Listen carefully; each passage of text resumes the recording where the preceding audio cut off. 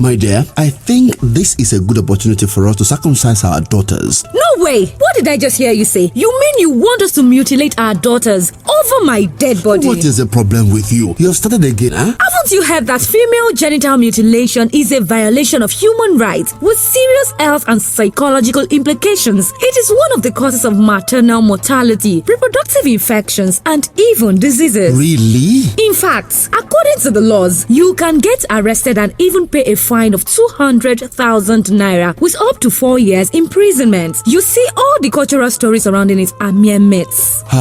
We better put an end to the practice that does not benefit us. This message is from One Life Initiative for Human Development with support from Global Media Campaign to End FGM. For more information, call or WhatsApp us on 009 423 2675. We're talking about, what is the state of the African child? In the context of the law, what, legal systems are now in place, for example, that favors the African child. We're still talking about the armagery system. We're still talking about human trafficking. We're talking about issues such as female genital mutilation. We're talking about child labor. Okay, so we're talking about all of this. So what does that mean for a person who is under the age of 18? What does that mean in the context of what we have as the child rights law in Nigeria? So these really are the issues. When we talk about commemorating days like this, it's a reminder to the fact that more still needs to be done to ensure that the African child is actually emancipated. Alright, before we go further on the show, of course I'd like to open our phone lines in case you'd like to ask questions concerning today's topic. The lines to call is 081-3088-0655. 0813-088-0655. I'll call that again, 0813-088-0655. Of course, that's the line you can reach us in case you want to ask questions from our guest this morning. Of course, there is a theme attached to this year's celebration, and that is access to child-friendly justice system in Africa. Can you share more light on that? Okay, thank you. This theme, according to what you said, it has to do with how children can actually access a child-friendly justice system in Africa. And coming home to Nigeria, we have the Rights Act that has been we have since 2003, and also right here where we are in Oyo State, we also have the child rights law that was actually domesticated 3 years after. That was in 2006. So, and all these are actually different laws that are put in place to ensure that the well-being and the overall care of children. And also we've had some other laws such as the Violence Against Persons Prohibition Act in 2015 that actually addressed some issues that were not really addressed in the Child Rights Act, such as sexually harassment, female genital mutilation, and all. So we have some laws on ground. But the issue now that we actually have to look at is putting this law into action. Okay, like how many people have been prosecuted because of the children, what have been done about this law. So we are trying to move forward from having the laws and actually putting them to use. Alright, talking about persecution, over time recently from what is happening in the house and the rest, where people come out to give different opinion on how they want these perpetrators to be punished. Some people will say castrate them, kill them, cut off their manhood, different kinds of that. Is there any sort of punishment the One Life Initiative is looking at if you have to look at it from your angle? For instance, you're given the opportunity to punish such people. What would you think the federal government should do concerning this law? Okay, so one of the first places to start with around this is to identify the fact that look, this in itself is a pandemic. Okay. It's not just about justice for Uwa. It's not just about justice for Tina. We're saying how do we also get justice for all, right? So we have issues of rape, we have issues of unwarranted killings, right? Extrajudicial killings actually happening around the place. So it's about saying that do we have a system that is strong, in itself to ensure that the average child out there is protected. So the state, for example, just came up with it, ensure the bill to ensure that you have free services, free care services for victims of gender-based violence, just passed in the State. right? So which means that if a child is violated, it means that that child can actually easily access healthcare. So that's a stride, that's a way forward. So it's not just about what the punishment is. It's also about how quick can you get justice, right? What's the process to actually getting justice? So we were engaging with a colleague of ours who does major work around gender-based violence in Nigeria, and she clearly told us it will take you 525,000 naira for you to start a rape case, for example, from beginning to the end. So pray, where does the average Nigerian child, for example, whose parents in this kind of in this particular period will get such an amount? How long does it take? We've seen how cases are also delayed and denied, and of course in the context of the law we say justice delayed is justice denied. So we're saying that it's more about how do we strengthen the system. So even if it's a punitive 14-year jail term or a life imprisonment like we currently have in terms of the recommendation of the Violence Against Persons Prohibition Act, then that makes a lot of sense. But the question is, when that happens, when we find the rapist, are we sure that in a period of 1 year or in a period of 3 months, for example, we will get justice? So take the Emir of Kano State, for example, when he was deposed, by the governor of, Kano State. Look at the period it took for him to get justice. In 48 hours, he was already out of, Nasarawa State.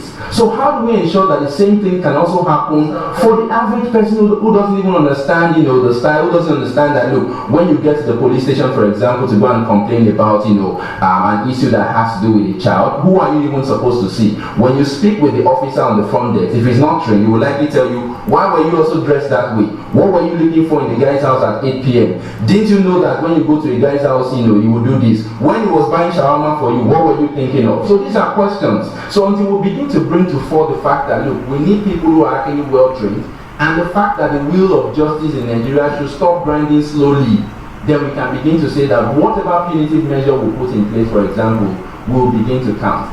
Whatever it is worth, the scars remain for the person for the rest of, her life.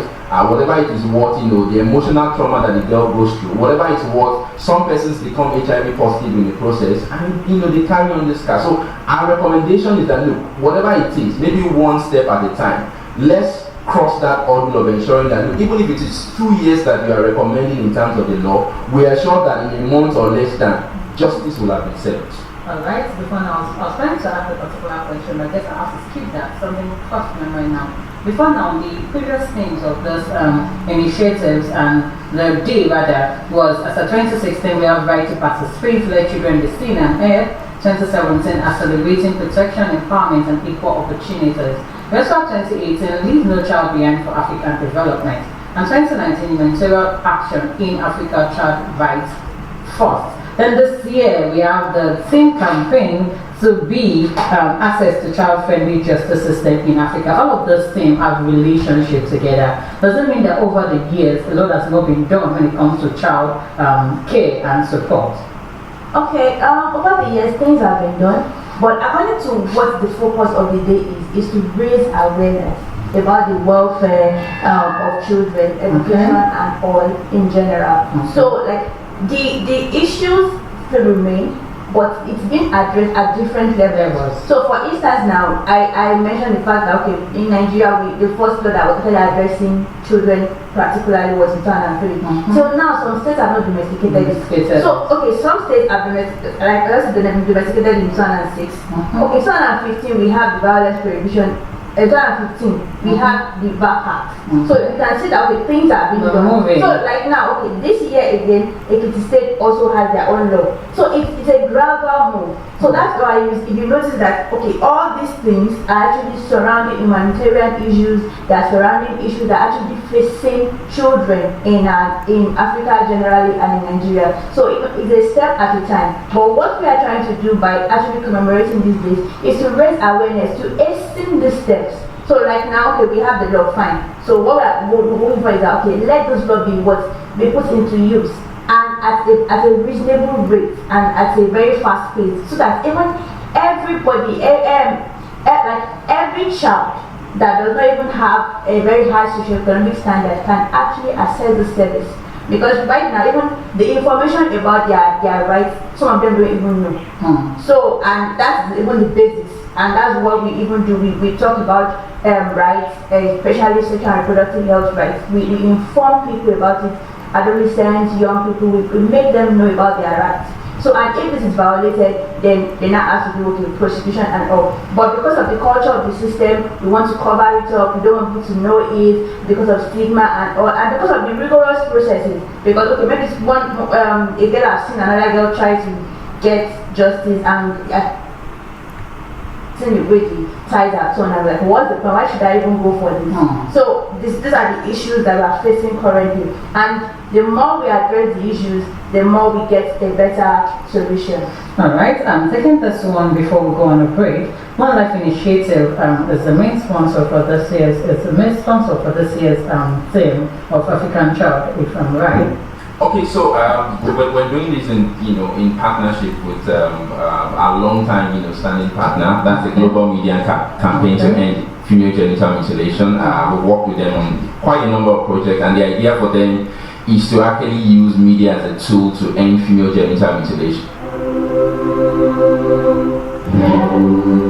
So what we've done over time is to say, look, how do we key in the issue of female genital mutilation into gender-based violence issues, especially as it affects girls and women? How do we key that into the current COVID-19 pandemic? Because again, through the organization, we understand very clearly that look, because children are at home, because women are at home, there are people who think this is the right time to actually cut their daughters, right?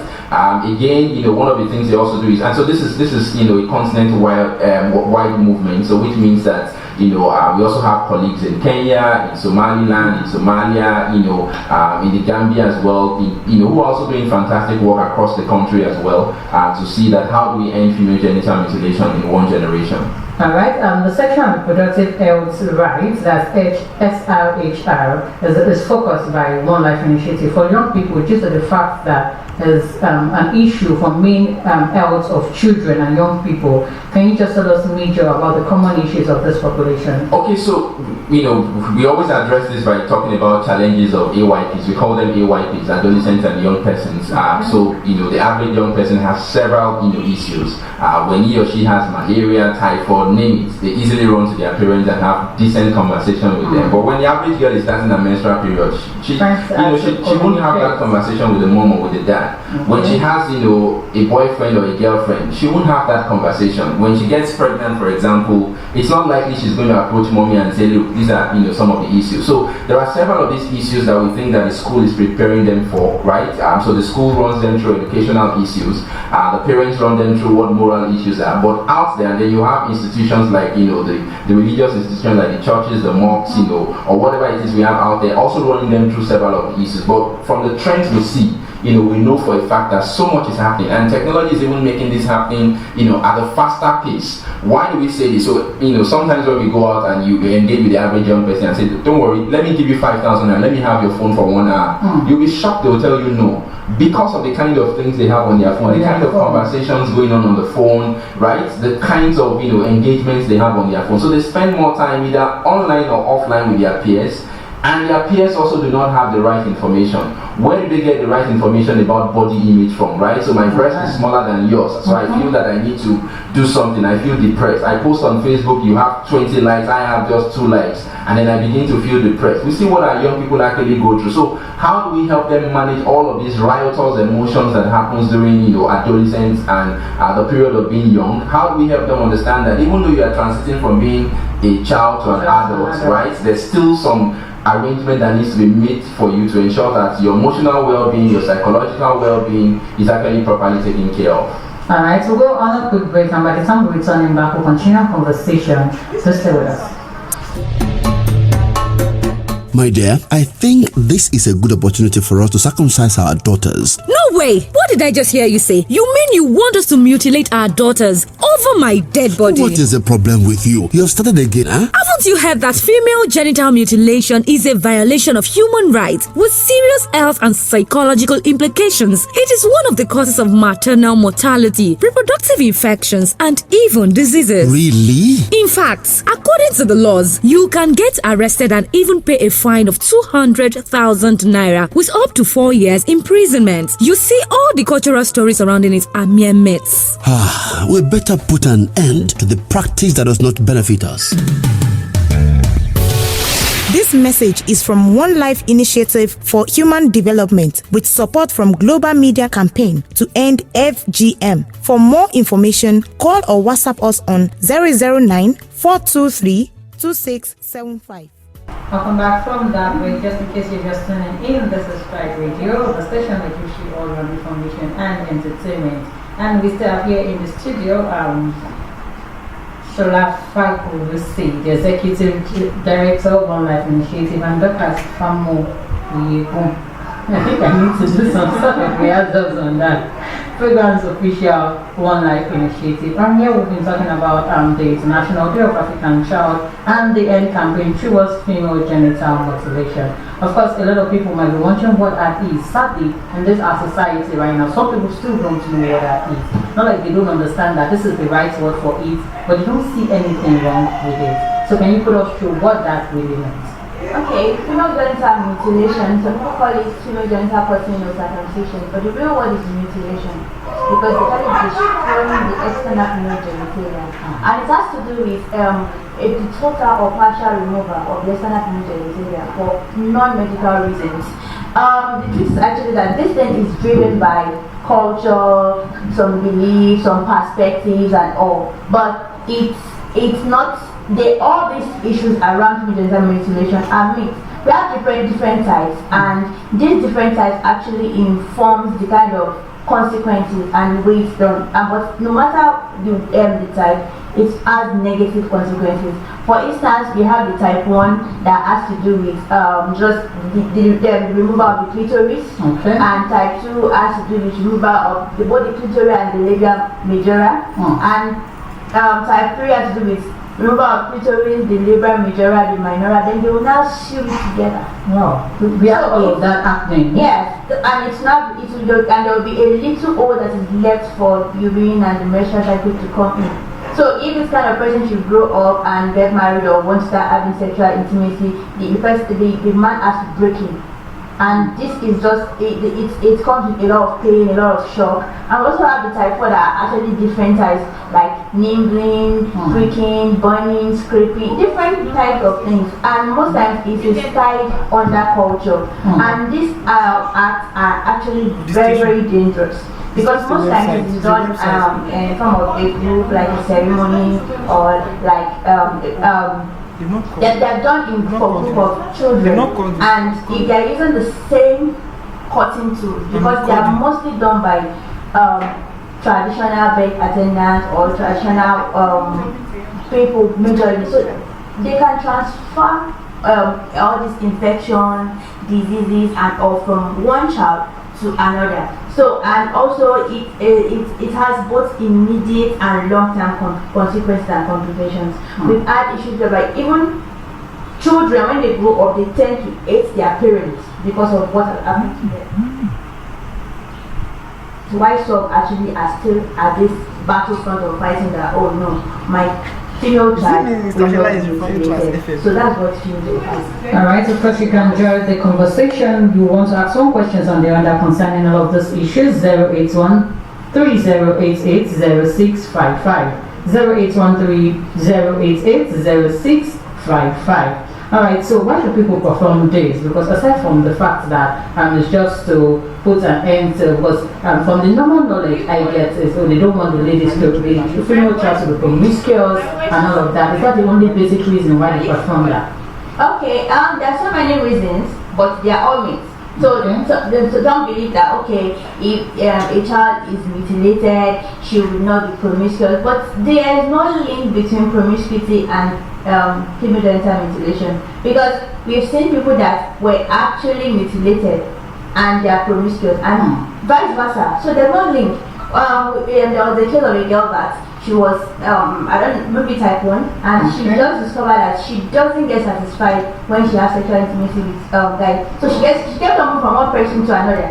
So it was even the female genital mutilation that even made her promiscuous.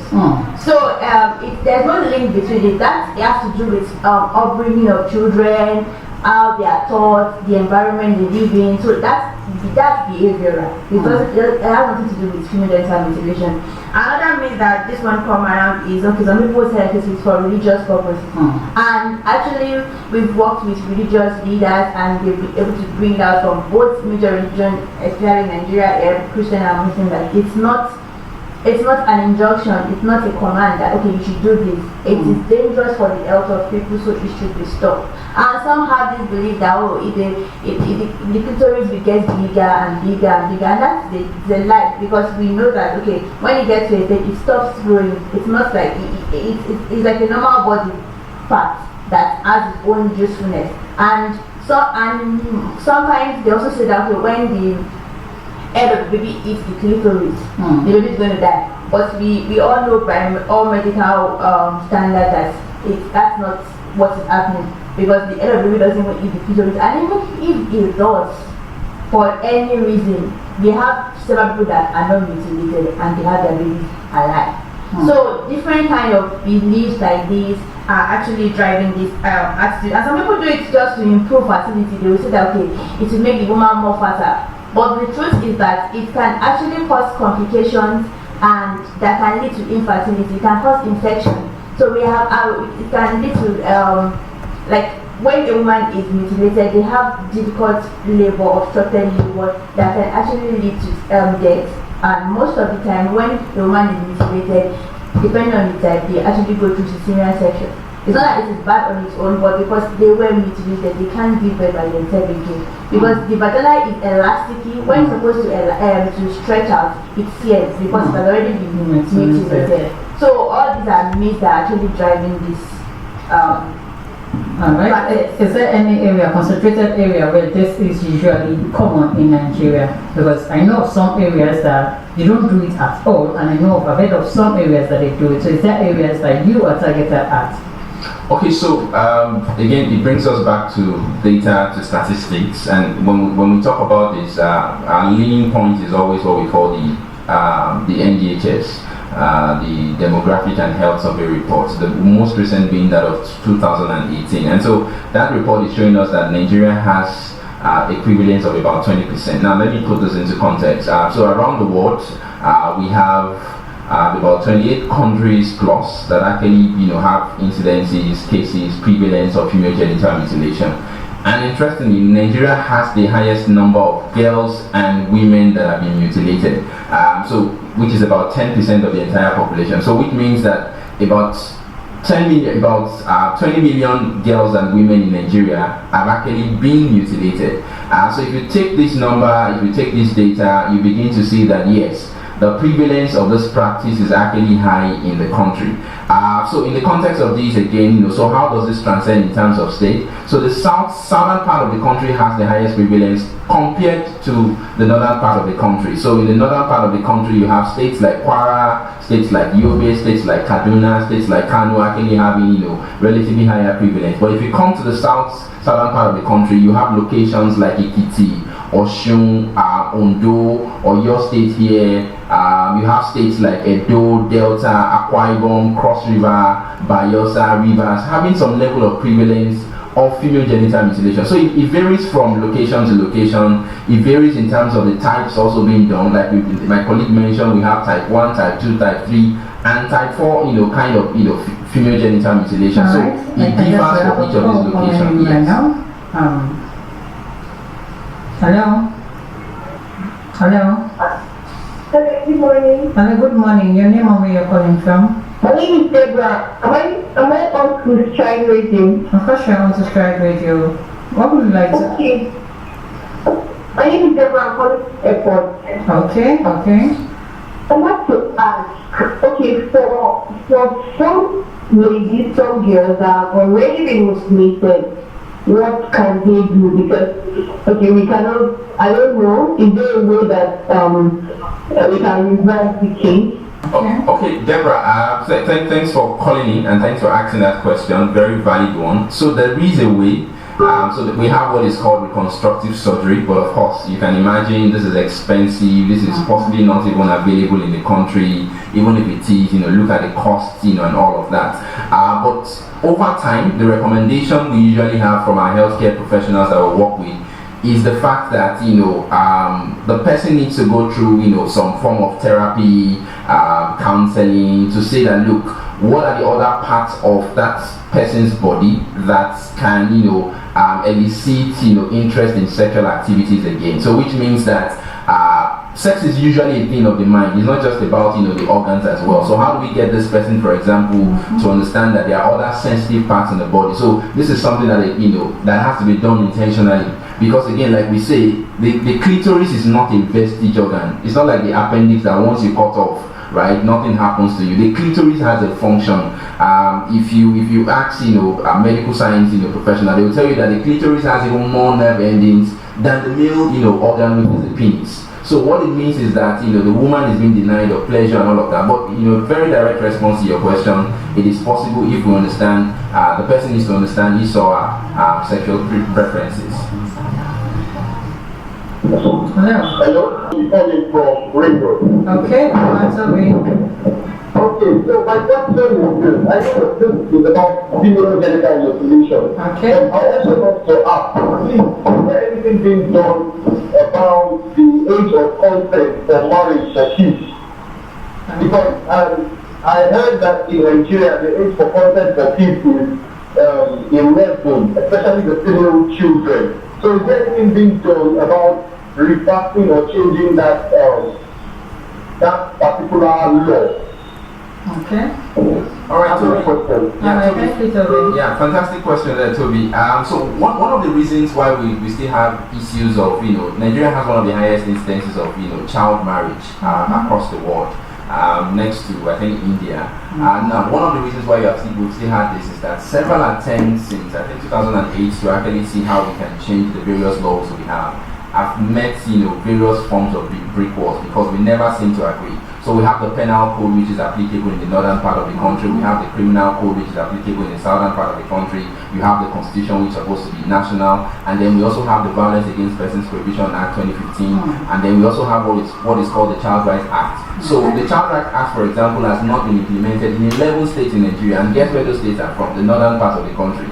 Because again, there's also that provision to say that in this region of the country, the Sharia law should actually take precedence. So but we're saying that when it comes to consent, you cannot give consent to individuals above an individual above the age of 18 cannot give, no matter what the child wants. Even if the child says, look, I want to have sexual relationship with you, and the person is 16-year-old, the person is not old enough to give consent, because at that time it is assumed that the person is not mentally mature to make certain decisions. The person does not have the emotional grit to actually stay with decisions that are made. So what exactly should be done? Several interventions from UN organizations are ongoing, because again, this is tied to religious issues. This is tied to people's culture. So when people come to you and say, for example, that no, here, once a child starts a menstrual period, it means that the child is actually of marriageable age.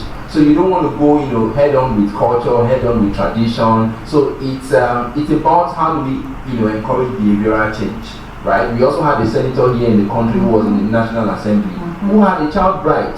So if the senator would do that at that particular point in time, how do you now explain to people in the corners of Kano and in the crevices of Zaria that look, this is not how it's supposed to work? So it's interwoven with religion. So until we begin to have our religious leaders, come out strongly to say that this is the issue, and that's why we also say that look, for several of these, it's also about how do we get the child in the school, right? How do we ensure that a girl child in the school? You go to some parts of the country and they tell you that no.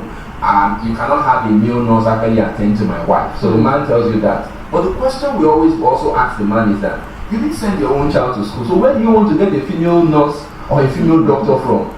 Right? So it's about how do we ensure that people get into school and even get the basic form of education, because that way they are able to see advances. We always will say, for example, so the WHO comes and tell us about malaria, we believe the WHO. They tell us about acute flaccid paralysis, we believe them. They tell us about Ebola, we believe. They tell us about Lassa fever, we believe.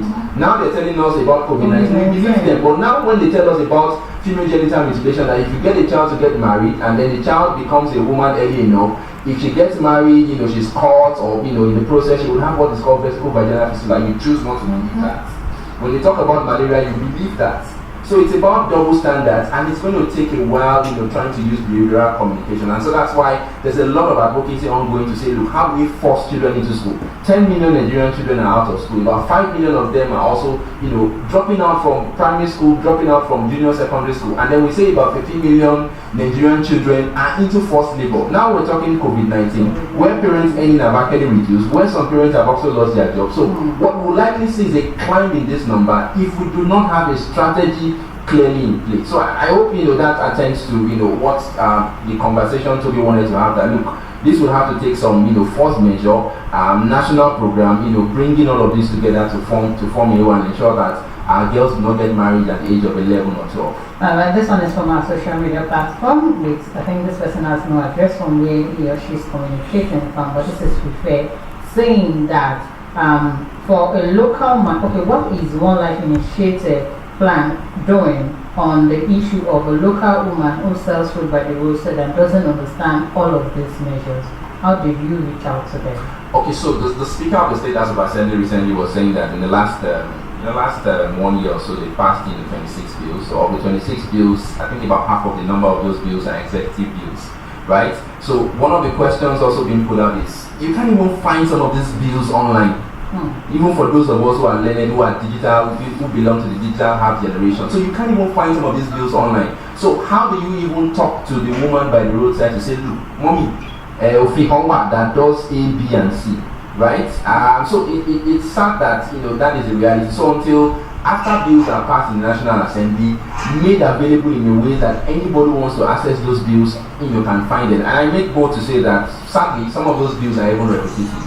Some of those contents are repetitive. The female genital mutilation issue, for example, has been addressed by the Child Rights Act of Oyo State, right, which was passed in 2006.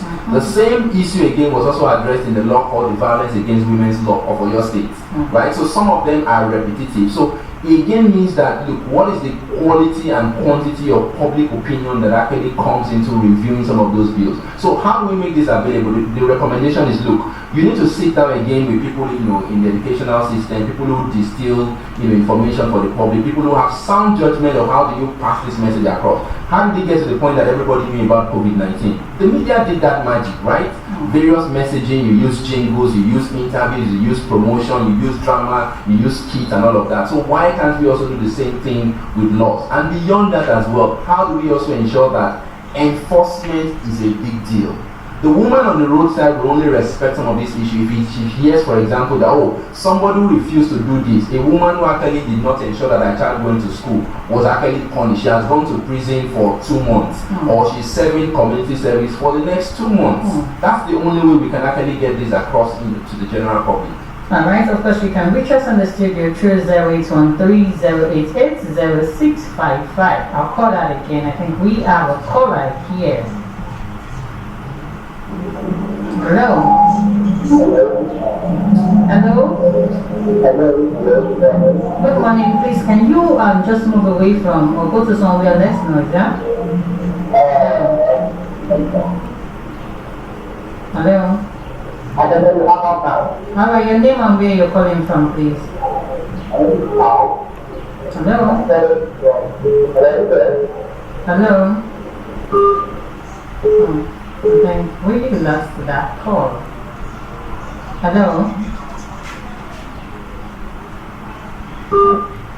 Oh, we lost that. So, okay, moving on, would like to say that this whole show is being sponsored by the One Life Initiative to actually reach out to people on the need to understand the end campaign against female genital mutilation, rather. Okay, of course, we have a new call here. Hello? Very closely to the gender mutilation part.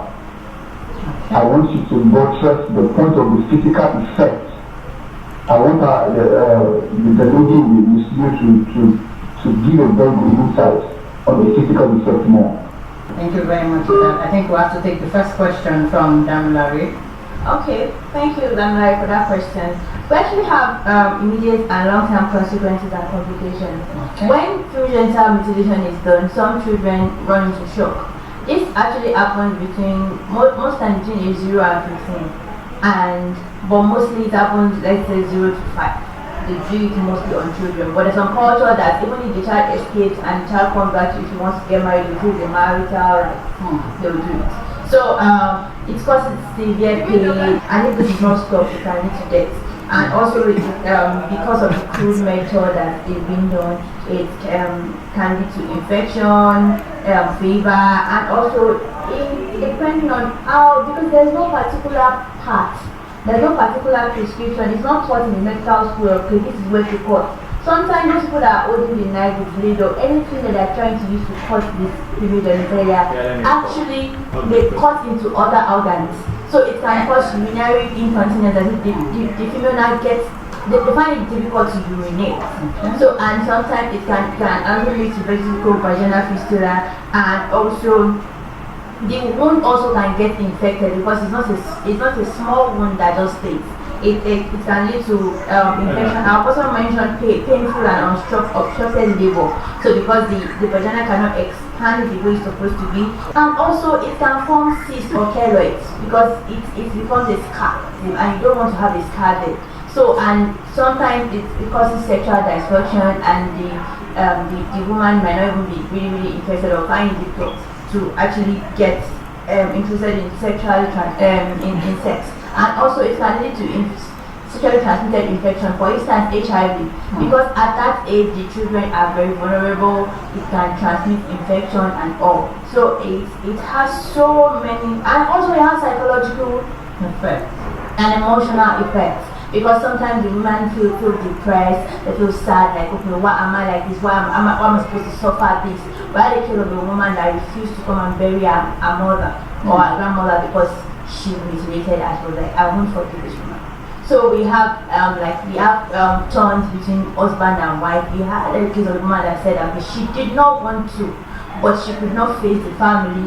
They had to cut the child, and she was crying up and down. Even the mother was grieved. And but all she said, okay, our grandchildren could not be mutilated no matter what. So now we have more light. So, and some people will say that, okay, I was mutilated, I don't have all these complications. It differs. Some people have more complications, while some have sort of mild complications. I think we have a call here. Thank you very much for this program. And you talked about how a parent, you talk about awareness, how to create awareness for people to know that it's right to send their children to school. But what would be the case of a parent that has not been rich, and in this country is more of an overpopulation, who is not that rich and has 78 children? How do they send their child to school? Even if there is a stipulated punishment for anyone who doesn't send their child to school. So how do we do that? And there is no free education in this country. Okay, thank you very much, Alice. Okay, thank you. I would like to address the previous question for this. Talking about how we create awareness for female genital mutilation for people in rural area. Something that gets in the rural area is the radio. At least they get to listen to the radio, and we do a lot of programs on radio. We do both in Yoruba and also other languages. Also, we have jingles also in Hausa, in Igbo, so that the message can go across board. And sometimes we actually go into some suburban and rural area to have physical intervention. We have that the International Day of Zero Tolerance to Female Genital Mutilation this year went to the Aja community, where a woman was telling us that, are we assuring her that if our child is not mutilated, she will be fine? So like that was the first time some people are coming physically to their community to tell them about this. The healthcare providers, they were happy because they were like, wow, I've been trying to tell these people this. But seeing you coming from outside is actually a plus for them to actually believe it, because we had screening, even in their local area, they were able to screen a short movie on female genital mutilation, and they actually got their attention. So we also have different kind of animated material that is translated into different languages that we can use to communicate to people at this level also. Alright, talking about Alice, who asked the question. I saw this firsthand. Now, what happens in most part of the northern, in most parts of the north is what we call type 4 FGM. So what is done is that there's a gland responsible for making the external female genitalia, the female organ, actually wet. It's called the Bartholin gland. So this gland at times get inflamed. So what happens in the north is that they proactively, quote and unquote, remove the Bartholin gland because of the inflammation it causes. So several of these guys, I can't remember what they are called, in Hausa language now. Several of these guys who barb using local equipment with the blade and with the knives are the ones who actually are engaged to actually do this. Okay. So in terms of what law actually exists, so the VAP Act is the national law around this. The VAP Act is the very comprehensive law that addresses this. The other law which also has components around this is the child right law. I know Kano is making some level of progress in terms of making sure that the child right law works. One of our strong partners as well, Youth of Africa, has been pushing to say, look, how do we get the child right act actually passed in a state like Kano and several other northern states, because the act itself has several other issues beyond this. Talks to the issue of education, which takes me to the other question of the other lady, which is that, look, how do you get a woman who cannot even afford the means? She has 8 children, for example, and that's why you have several other conversations about, look, how do we ensure child spacing, how do we ensure family planning, how do we see to population control from that angle, and at the same time, how do we ensure 12 years of free, quality and safe education for the girl child, right? To ensure that the girl child can actually stay. So there are girls, that I know of in the northern part of the country who leave school simply because the convenience is bad. The toilet is bad, so she's having a period, she won't come to school because there are even no paths for them to use. There are girls who won't go to school because they know there are several other naughty boys in school who will be peeping, through the toilet doors to see them actually have, a personal time. So there are several of these issues around this, but how do we ensure that, you won't go to school and then end up as a Leah Sharibu, right? Because she went to school, and at the same time we also had insurgency happening in that area, and she was kidnapped from school, and it goes on and on. And so it's not just a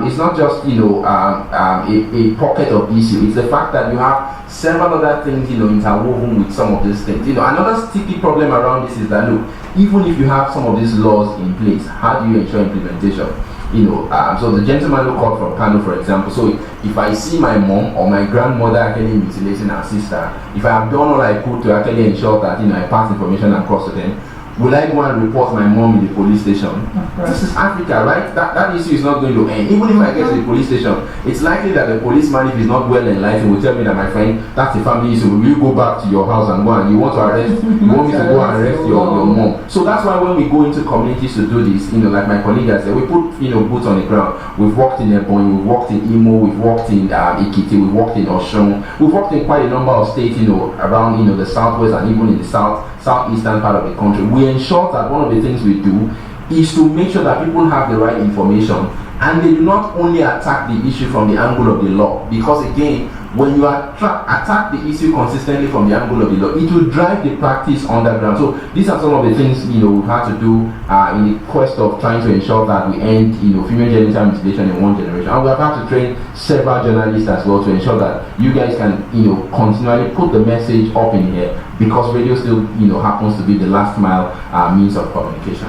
Alright, thank you very much. It's been a beautiful time in the studio here, and it is also to let you know that this program is sponsored by the One Life Initiative of Human Development to commemorate 2020 International Day of African Child. Of course, this initiative is tagged at it's a youth development organization working to improve the well-being of young people through providing safe space, skills and vocational training, as well as information and resources to enable them to make informed decisions. Of course, I know there's some official lines that you'd like to pour out to people at home who are listening, so in case they want to reach out to you. Okay. You can reach out to us on 070-80-8047. 070-80-8047. Alright, thank you very much. Of course, that's so much to be taking on our interview segment this morning. Thank you so much for joining me.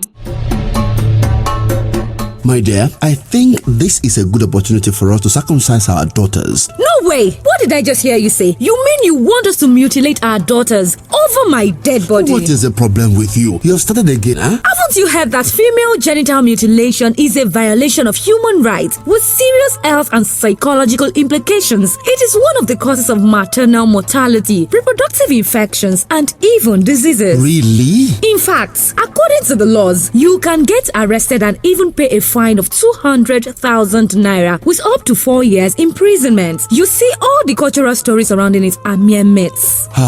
We better put an end to the practice that does not benefit us.